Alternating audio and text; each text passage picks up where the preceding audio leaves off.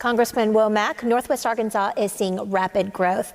We have very specific needs in our region. We need more housing. We need bigger roads.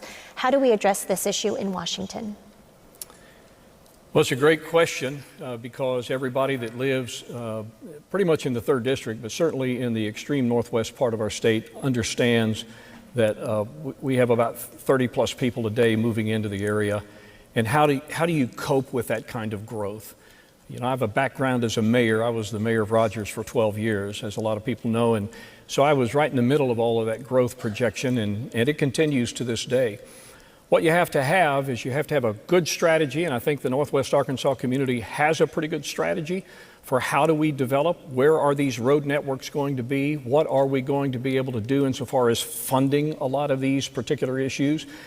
And, you know, fortunately, the people of Northwest Arkansas and in Arkansas in general with Issue 1 have taxed themselves to be able to provide for a lot of this infrastructure. But you're still going to need a federal partner. You're still going to have to be able to do things like build a bridge over the Arkansas River and finish 13 miles of I-49 and 412 in Northwest Arkansas. Still a lot of work to be done, and we have to have the funding to do it, and the federal partner is going to be necessary. Thank you, sir. Ms. Mallett-Hayes, 1 minute.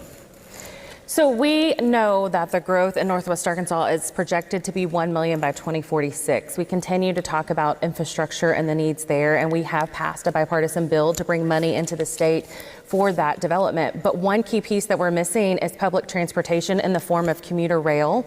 I think connecting the Northwest Arkansas corridor to Fort Smith and then on down to Little Rock will be a significant improvement for our area as far as the rapid growth we're going to see. When you look at the cost of living compared to other metropolitan areas that have a much better public transportation system, comparatively the cost is the same, and yet we don't have the same access. So my biggest responsibility would be to help build and figure out how we get that public transportation into the Northwest Arkansas River Valley region. Thank you, Mr. Kalagias. Yeah, I have seen Northwest Arkansas pretty much explode in growth, and it has been tough to keep up with that growth. Most of that, as far as infrastructure goes and roads go, we can meet that with taxes that we're already paying. So we do have fuel taxes that should be going strictly to roads, and oftentimes it doesn't. It goes to build airplane hangars at executive airports, or it goes to, you know, build buildings somewhere instead of going into the actual infrastructure and the roads and bridges where it's needed. So some of that we can clean up that way. We will have to see as more and more electric cars get on the road, find a way that make sure that they're also paying their fair share, however that goes, and I'm sure that could be debated in the halls of Congress on how we want to do that.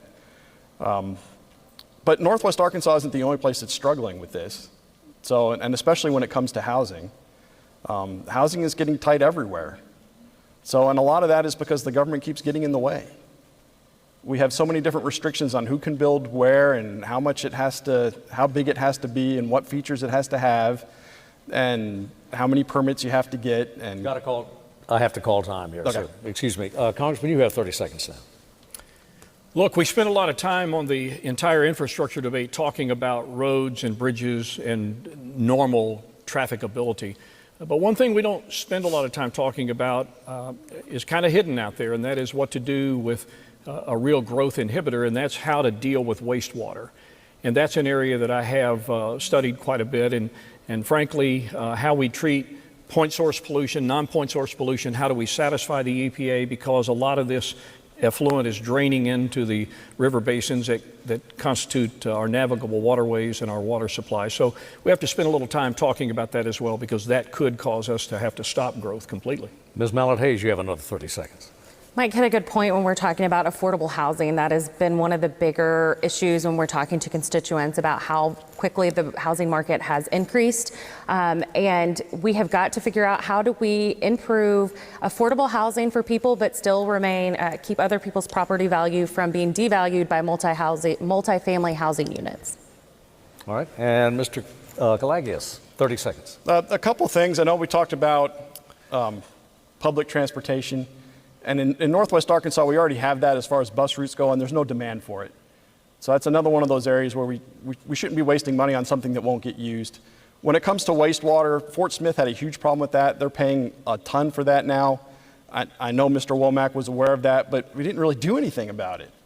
I suggested we follow an example like what they did in Augusta, Georgia. But they weren't interested in that. It would have been a good idea. It would have saved a lot of money. So a lot of what we need to do is just make better decisions.